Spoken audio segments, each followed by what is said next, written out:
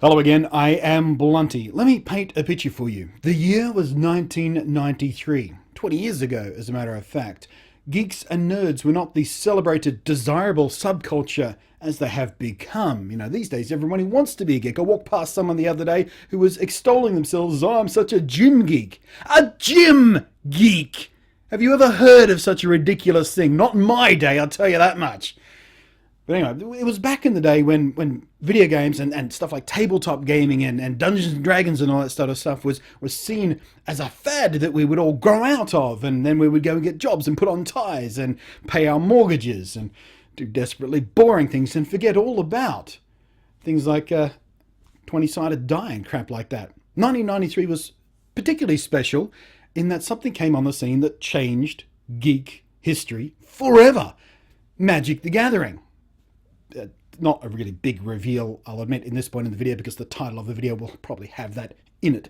You probably saw that coming. Anyway, Magic the Gathering was special. It was the first of its kind. It invented a whole new genre of gaming. Trading card games. Before that, trading cards were simply that. The collectible trading cards, little pieces of cardboard that you'd collect, and there would be some rare ones you would trade with your friends. And I did used to play Magic the Gathering, not a hell of a lot. I did have a friend who was big into it, and he had boxes and boxes and boxes full of the cards. I don't know how much he played versus how much he collected, and was just out there to try and get the rare chase cards and all that sort of stuff and build the perfect deck. And I never actually heard of him playing very many Magic the Gathering tournaments, but he loved the cards a bit, and through that I got to experience them a little bit. But I was generally more on the side of the Pokemon trading card game, which sort of rode on the back of Magic the Gathering, as did a lot of other trading card games of that time. Magic the Gathering invented the genre and made it popular. It was a runaway success. It was amazing. And like I said, I got really into the Pokemon trading card game, mainly because I was hauled into the Pokemon fan franchise through a mate of mine, a different mate who was a big Pokemon fan, and he wanted someone to play the trading card game with, so he taught me how to play it, and I was hooked. And I did eventually sort of drift away from that. And I haven't played a trading card game in a very, very long time, probably. Oh, it's at least a decade. But competitive trading card games are still quite popular with my nerdy neighbours, my geek brethren, and Magic the Gathering in particular is still going and going and going.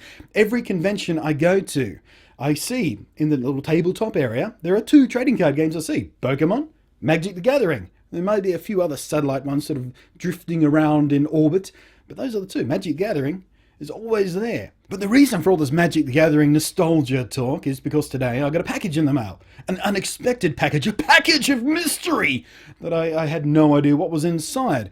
What was inside was this letter and these 5 sealed decks of Magic the Gathering Planeswalkers. And the reason I was sent 5 decks of Magic the Gathering Planeswalkers and a booster pack, which is down there, that I dropped a second ago. I couldn't be bothered picking up because it was too difficult to do that fanning out thing in front of the camera. I kept dropping the bastard things everywhere. Anyway, the reason I got sent these is because today, apparently, is the launch of Magic the Gathering, the Planeswalkers game. Like, not card game, but actual video game, digital game. It is the 4th in the series, and it's been updated year after year for 4 years running. This is Magic 2014, the Duels of the Planeswalkers. So as I said, it's just come out today, apparently, and I've not played any previous digital versions, so this really can't be a review. But here are some basics I've been learning about in case you're interested in it, which, by the sounds of things, you probably should be.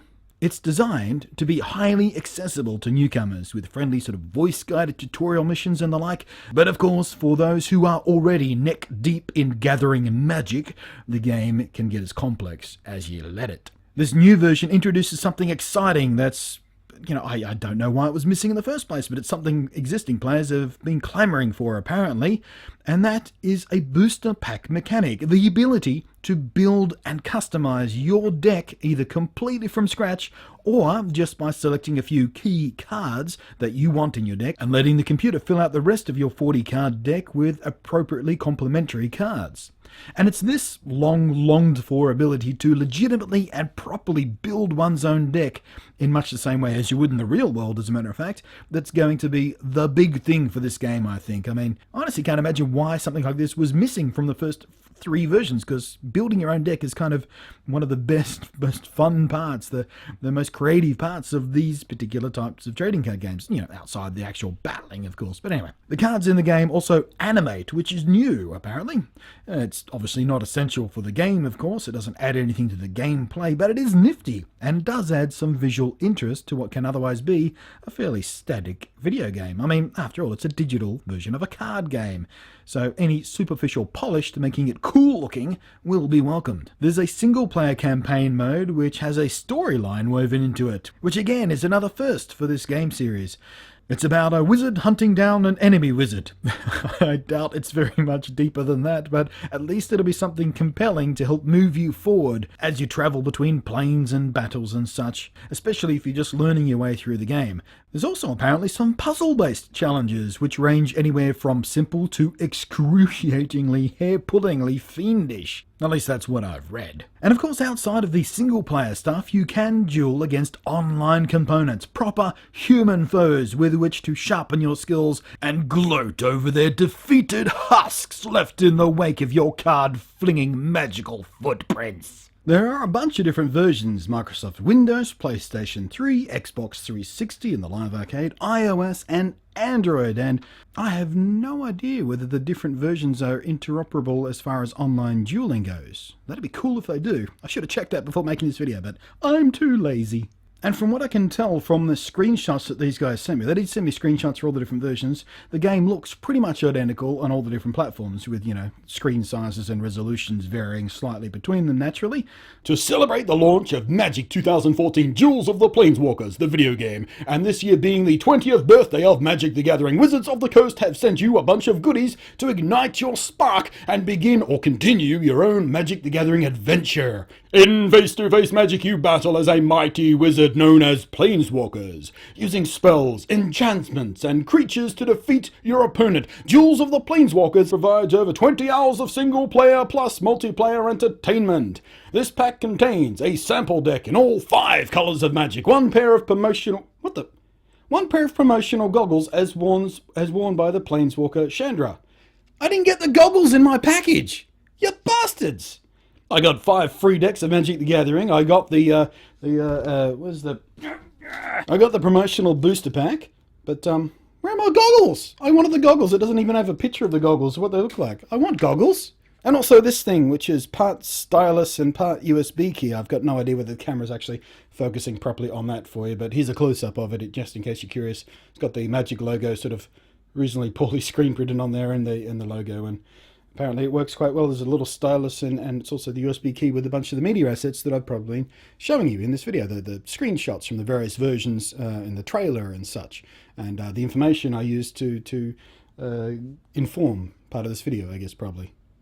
Anyway, so here's the thing. I have no interest in using these decks, and actually I might keep the booster pack just for giggles to see what's in there. But these sealed decks I have no use for, because I don't have any friends who still play Magic the Gathering, at least not that I know about, and not on a regular basis. Maybe I do, maybe I'll keep one deck for myself, but I'm going to give these away. And I'm going to give these away in person, because I'm going to PAX Australia, the big video game expo celebration thing that's been running in the US from the guys who do Penny Arcade, if you're not aware of it. And if you're not aware of it and you're watching this video about Magic the Gathering, I can't imagine how those two worlds haven't collided yet, because if you're aware of geeky things like Magic the Gathering, of course you're going to be aware of Penny Arcade, and of course you're going to be aware of PAX. But are you aware there's a PAX happening in Melbourne, the first Australian one, the first overseas one, the first one outside of the US? And I'm going down to Melbourne to be there, and so I'm going to give away 5, perhaps 4, depending on whether I open one out of curiosity. Maybe I'll give away the open one as well if I don't want to keep it, whatever. But yeah, come find me at PAX if you can. I'll be there all day, and identify yourself as a Planeswalker wizard. Say, Blunty, I'm a Planeswalker wizard. Do you have any packs left? And I will say, yes, I have a pack left. Here you are. Or, yes, I have several packs left. What color do you want? Or, no, I don't have any packs left, but thanks for saying hi. But in any case, out of pure curiosity, I want to find out how many people out there, who watch my videos at least, are still playing Magic the Gathering. Are you playing the digital version, or the card version, the tabletop version? Or are you playing both? Which one do you prefer? When did you start playing? When did you stop playing? Tell me, just give me your little magic story. Tell me a magic story. Because magic is friendship, and friendship is magic. Catch you later.